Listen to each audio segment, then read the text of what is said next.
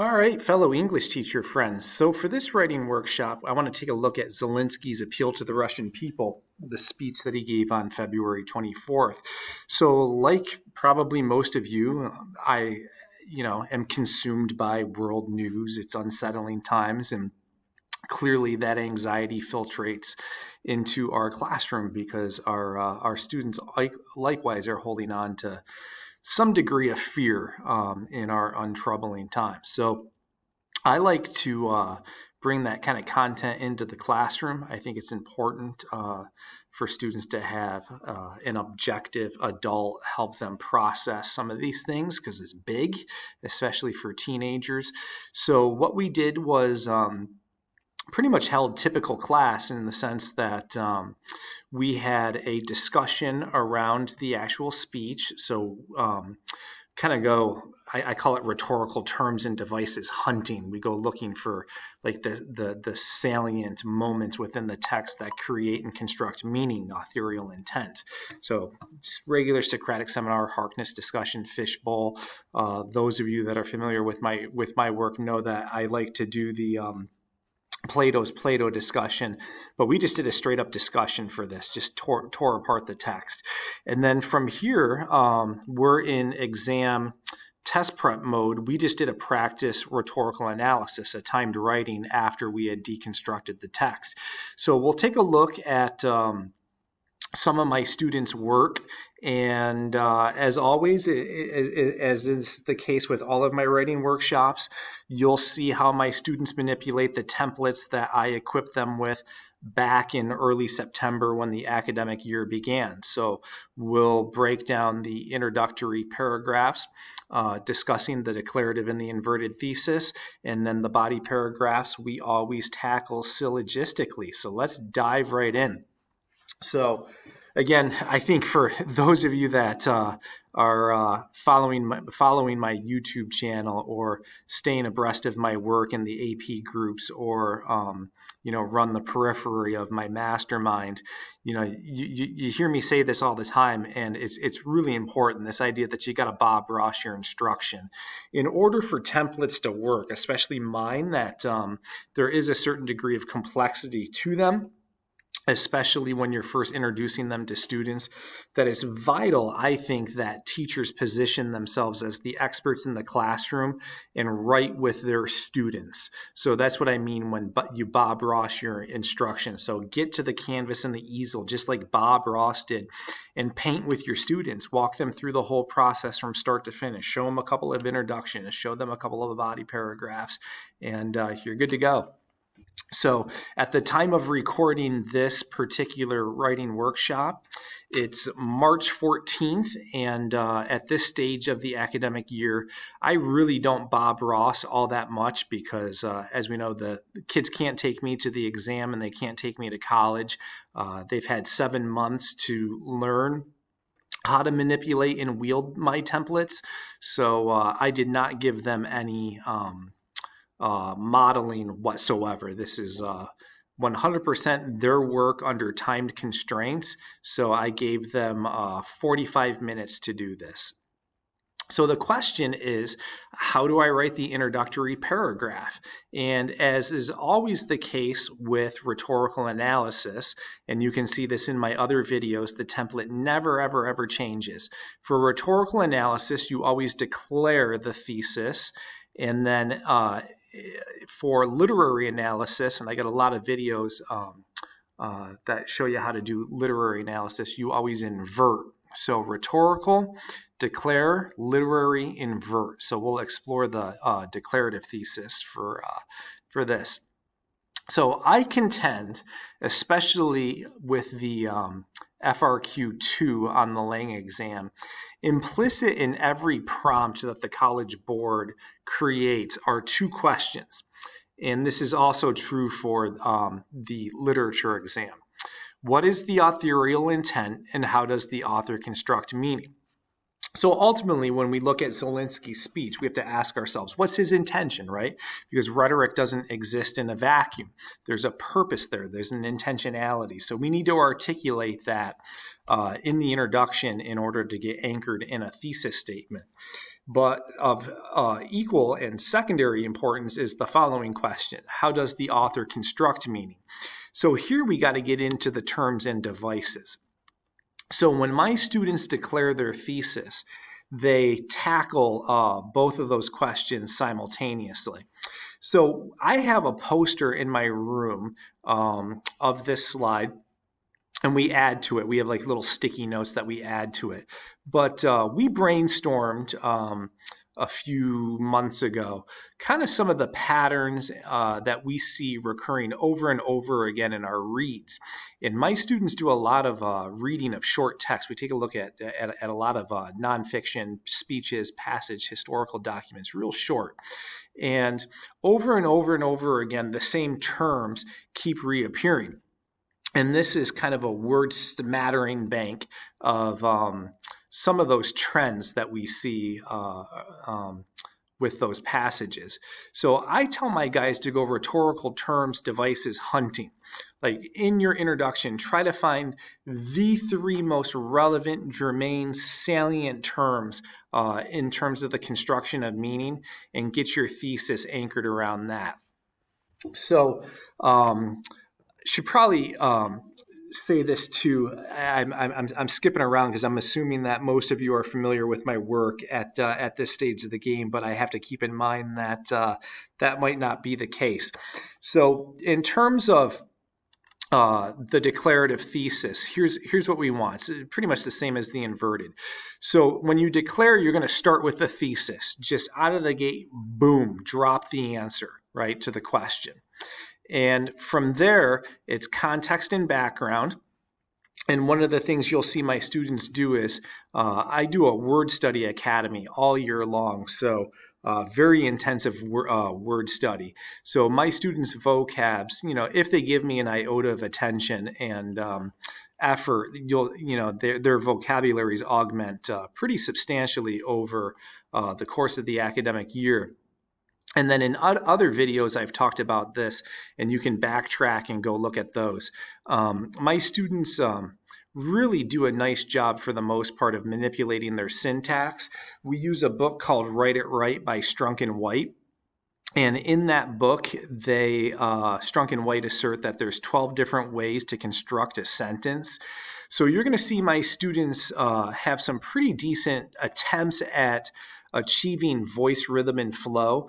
I find even in reading College Board sample papers, some of the higher scoring ones, some students don't do a good job of manipulating their syntax. It's a lot of short, simple declarative sentence, short, simple declarative sentence, and they wield about 2 or 3 constructs pretty much throughout the entirety of their essay. And you'll see my students, to some degree, try to alter those constructs for voice, rhythm, and flow. And then the kicker for my introductions is they're always 4 sentences long. So you got tier 2 level vocabulary, which is just your average run-of-the-mill SAT level words to establish the academic tone. Focus on the sentence constructs. Answer these 2 questions exactly 4 sentences long every single time. And then for the inverted, you can go back and look at the literary analysis videos. The thesis just comes at the end instead of the top. So let's see what my students are doing here. All right, so you begin with what you deem to be the most salient, relevant term, right, in terms of the construction of meaning. Like, what's the one big term or device that Zelensky's manipulating to construct meaning? And this student is starting with tone. And what you'll see my students do when they identify tone is I tell them, don't just drop one tone word and treat tone like it's monolithic, right? Tone is complex, it's nuanced. So try to get a couple of tones because there's always shifts, and there are definitely some shifts in here. So this student begins with tone. And what they're going to do is sprinkle in 3 terms and devices in order to get anchored in the thesis. So here it is. With a pragmatic and deliberate tone, Zelenskyy delineates the cost of war while appealing to the Russian people to be on the right side of history. What is the authorial intent? How does he construct meaning? But there's more to it than just the tone. You got to go further. Stepping out of his presidential role, he humbles himself as an equal and calls upon his neighbors to coalesce as a united we. So there's something in that sentence. The student is harking upon the ethos that Zelenskyy creates. And I'm assuming we might go in the direction of pronouns, since the we's in air quotes. Given the gravity of the issue at hand, Zelenskyy speaks directly while laying the framework for his logical appeal. So that's the logos. Through his manipulation of pronoun usage and parallel sentence structure, he asked the people of Russia to do the right thing, oppose their leaders in order to prevent what will unquestionably be a tragedy for all. So exactly 4 sentences. Focus on the 3 most salient traits of the piece for the thesis. How does the author construct meaning? What is the authorial intent? Sentence constructs, tier 2, and that's the whole kit and caboodle. So my students are well versed in this. We've been doing this since September, and we write a lot, quite a bit. So we do a lot of timed writings, a lot of short practice pieces. So this comes rather intuitively and instinctually for them. And I know that a lot of AP Lang teachers tell their students to write the 1-sentence introduction, and I'm not a big fan of that for many reasons. So here's another one following the exact same template. The student is just going to rearrange the terms and devices, but everything else is going to proceed the same. Zelenskyy, through his pronoun shifts, implores the citizens of Russia to act as a collective we in order to prevent a senseless and bloody war. So this student's making the assertion that those pronoun shifts are the most important feature, which you easily can make. Speaking from the vantage point of an average citizen, the Ukrainian president emphasizes the urgency for solidarity through his declarative sentence structure. So still focusing on syntax, but also now on ethos. Proceeding with the clear and simple logical consequences of war, Zelenskyy repeatedly poses a rhetorical question to his neighbors. If not you, then who? The logical argument is simple. Either work together to prevent needless tragedy, or face a united people willing and ready to meet your leader's aggression head on. So always 4 sentences, get the 3 most salient terms in there, focus on the sentence constructs, tier 2 level vocabulary. So kids can do this every single time they write. That's the beauty of this template. It works across the expository modes. So as we said, you invert for literary analysis. For synthesis, argument, persuasion, it's a 50-50 flip. Rhetorical analysis, you declare. And I'll show you one more. It's going to be the exact same thing. Reducing his ethos to that of a common Ukrainian citizen, President Zelenskyy implores the people of Russia to stand united in opposition to their leaders. So this person started with ethos, thinking that's most important. And these are all right. You can argue the case for all 3 of these. In order to prevent the catastrophes of war, he draws attention to the stark difference between the you and the we of the cause he is championing. So you can see my students really identified the pronoun shifts and the pronoun manipulation. And as we discussed, it's very important to the piece. Proceeding forthrightly and matter-of-factly, so you can see their students always identify 2 tones. Zelenskyy clearly articulates what is at stake and the tragedies that can be avoided if the Russian people heed his argument. Through a series of rhetorical questions, the Ukrainian president implores his neighbors to pause and think before they turn their back on their brothers and sisters. You can do this all day long, every single time, 4 sentences. Get the tier 2 in there without sounding like a goon. The kids got to stay in their wheelhouse and not sound contrived or pretentious. They got to be true to their voice. Stay in the wheelhouse. The sentence structures are nice because they yield a good flow.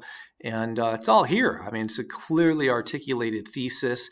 Notice my students do not bring in any plot summary, which is good because they're performing rhetorical analysis, not plot analysis.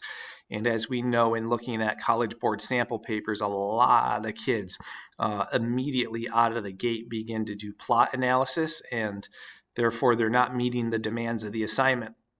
So this template really ensures that students have a good academic thesis. And what it comes down to, this is especially true of it being March 14th for me. My students can manipulate this template in their sleep. What it's coming down to now is the ascertainment of good, clear, cogent reads. I'm finding that a lot of my students are struggling to read, and a lot of these texts are going over their heads. So, like for example, without pointing out things during our discussion today, there were a number of students that completely overlooked the pronoun shifts. And I'm like, man, it's March 14th. We should be recognizing that by now. And then the tone shifts between paragraphs also eluded some of my students. So I get frustrated too, it's I'm getting angsty because the exam is on the horizon here. So the next question we ask ourselves, because the introductory paragraphs are done, how do I write the body paragraphs? And as always, I have the same answer to that. We're going to proceed syllogistically.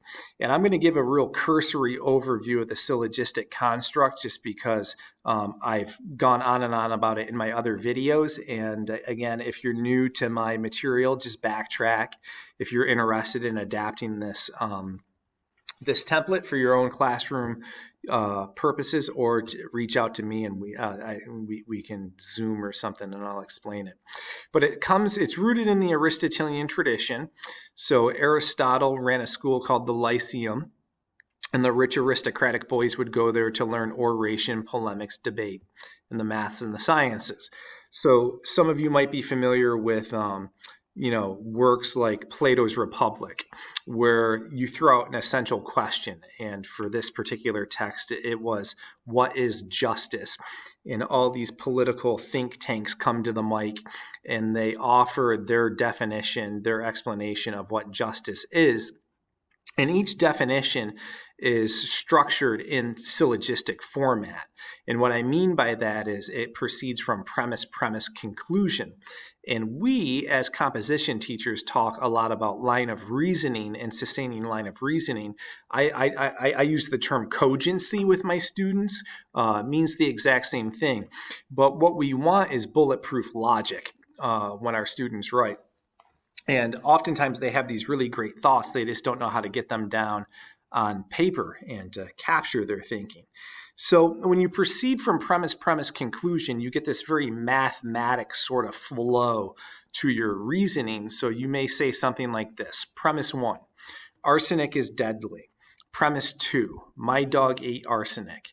Conclusion, my dog is going to die. So that's very well spelled out logic right there. It's irrefutable. So when our students write, they often don't do that. And I want to do a video. This is kind of a tangential aside. I want to do a video looking at College Board sample papers whereby the bulk of the students pretty much only offer forth a second premise, which is the textual evidence. And when we read it, we scratch our head and say, why is this so plot heavy?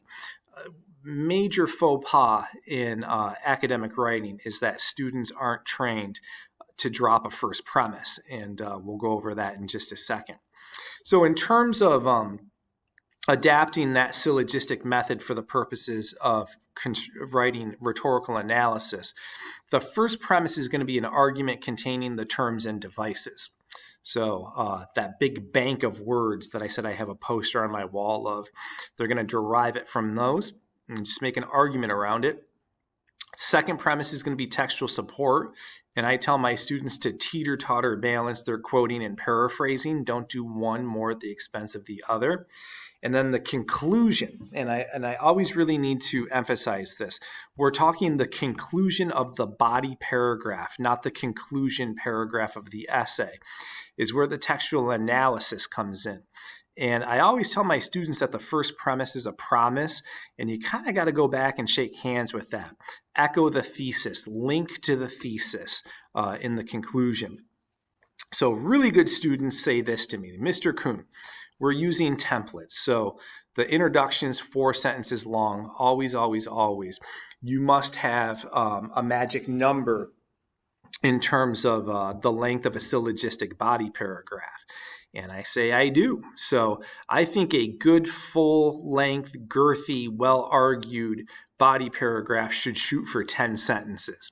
I find that those short 5-6 sentence body paragraphs just do not have enough support or analysis to advance an argument fully. So 10 sentences is what my students are shooting for, and I place a hard cap at 12. So I find if they go over 12, they tend to shift into plot analysis. They bloviate, they go on bird walks, and invariably break their line of reasoning. So let's break down the math here. A first premise is an argument that contains the terms and devices. There are a few things that I like my students to do. One, and you notice it up here, they say right from the onset. I always tell my students, begin where the author begins. So this student is indicating that that's exactly what they're doing. You need a sequence, you need a chronology, and starting where the author starts actually facilitates kind of like the glue, the Velcro, the adhesion to the line of reasoning. Instead of just arbitrarily starting in the middle of nowhere, you have reason, you have logic. So my students will begin right where Zelenskyy begins. And then the first premise is always going to be 3 sentences long. And on the synthesis question, FRQ1, the College Board always says your argument must be central.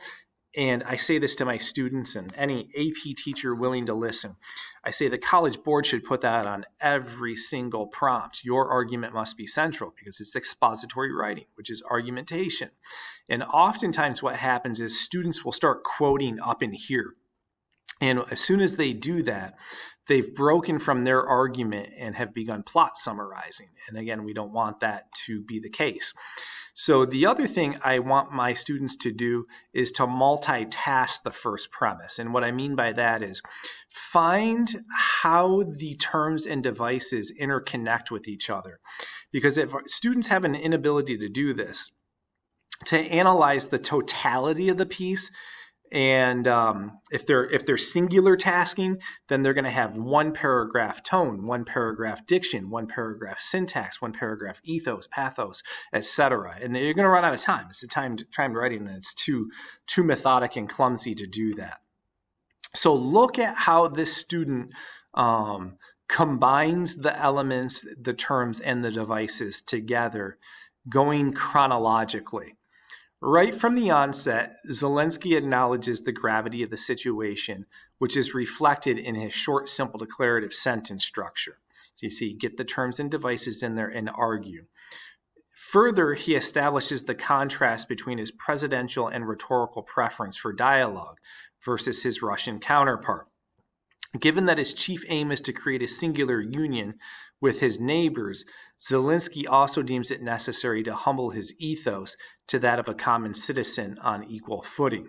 So you can see there are a few things that need to get analyzed here, because if the first premise is a promise, we're expecting some things. And if the line of reasoning is to stay intact, we want to see a concentrated focus on the syntax. We're going to have a breakdown of the ethos and the logos. So those 3 things should come immediately in the 4th sentence. Not all at once, but that should be the focal point of the argument. If we deviate from that, we're going to break the line of reasoning. If we don't keep the promise, we're going to break the line of reasoning. So it's very important that the quotes be germane to the promise, that the paraphrasing be germane to the promise, and that we stick to that. So let's see what happens in the 4th sentence where the second premise begins.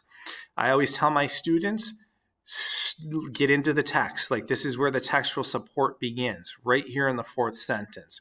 So immediately, the Ukrainian president makes it known that his desire for dialogue was rebuffed and that the result was silence. Consequently, he's decided that his next best strategy is to address the Russian people directly, not as a president, but as a citizen of Ukraine. So we're talking about the ethos. That's the best quote, right? So that is like the most essential quote to get at the heart of how he establishes his ethos. Now we're also got to focus on the syntax. So let's bring that in. The syntactical arrangement of stacking truncated sentences atop each other helps to create the gravity of the situation. If the Russian people fail to accept the essence of this argument and plea for solidarity, the consequences could be grave and dire for both sides. So this teeter-totter balance of textual analysis, textual support, quoting, paraphrasing, keep it all in kilter. Since the general thrust of Zelensky's strategy is to seek a united front against Russian leadership, he includes the citizens of Putin as a we. All right, so good. We were talking about this up top in the promise, so this is important. The conflict does not exist along the lines of two foes, but at the turning point whereby we know for sure that we don't need the war. And to deliver the point, Zelenskyy manipulates anaphora to emphasize that this is not just any kind of war. In offering the possibility of forming a we, Zelenskyy shifts the focus of his pronouns onto the you should the Russian people decide to back the invasion. Firm and deliberate, he announces that when you will be attacking us, you will see our faces, not our backs, but our faces. The repetition of the pronouns and the emphasis on faces adds to the resolve of his argument. Join us, unite with us, or suffer the consequences. So let me break down that sentence for a second. Oftentimes, students abandon their quotes. It's frustration I think we've all seen in grading. So you have this quote right here where the student's focusing on the pronouns, but you also have the repetition in here. Oftentimes what students do is they place the period here after faces and they run away from that quote. So it's the 1, 2, 3 punch of quote, paraphrase, support, analysis. And all of that just gets wielded and woven over and over again throughout the syllogism. So at this stage of the game, it looks like we have plenty of support. It looks like we have plenty of analysis. So if we go back and say, did this student keep the promise of the first premise? Absolutely. Everything that was stated in those 3 sentences, there's plenty of support and analysis in here. There's the student quoted, they paraphrased, they analyzed. It's perfect. So now we just got to put a bow on it. We have to go shake hands back with that first premise and echo the thesis. And this only takes a couple of sentences, right? Wrap up the argument, full circle. Given what is at stake, Zelenskyy is far from sounding desperate, even though he's down to his final efforts. He leaves the choice with the Russian people to either be on the wrong or right side of history. So that's a full syllogism. That's 11 sentences right there. And you can see it's very cogent. The line of reasoning stays intact. And student bit off a lot and it was able to deliver. It's perfect. And then it's, things that we talked about with the introduction. So tier 2 level vocabulary, sentence constructs, just basic nuanced things that I skill and drill my students on from day one until they get relative mastery of it. So one of the questions I get is, what's the student do in the next body paragraph? And my answer to that is do it again. Just, reload the first premise. So you got to choose different terms and devices. You're going to choose different quotes, different paraphrases. And this student still has a lot to analyze. There's still a lot of terms and devices, strategies, techniques, appeals that have not been approached yet in this essay. So all of that's going to come into the second body paragraph. So let me put a wrap on this. Anyway, so in the coming weeks, I got a number of irons in the fire. So I am going to be doing some work with the National Writing Project, which I'll put some reminders in the Facebook groups about that. It's all free. Doing some free webinars with Perfection Learning starting in April. My first one's going to be about my alternative grading methods. So if you're feeling especially burnt out during test prep season and want to get unburied from your heaping stack of papers, then come learn about some alternatives. And then the other thing that I'm pretty excited about, and I've mentioned it a few times, Tim Freitas and I are co-authoring a textbook together. And in order to construct my portion, I'm knee deep into some research. I launched a course that we entitled Teach It Right 5-Week Mastermind. So for over a 5-week period, just a handful, I'm kind of capping it at like 4 or 5 teachers per session. We're meeting Thursday nights at 8 p.m. Eastern Standard Time, and we're just doing a crash course on the templates, the alternative grading methods, my Nuance Academy, my Word Study Academy, like all the little kit and caboodles that I do in the classroom. These teachers are wanting to learn those methodologies and approaches, bring them into their classroom, and then we just report back, share, create a ton of content, help each other along, and look to become better composition teachers, better English teachers.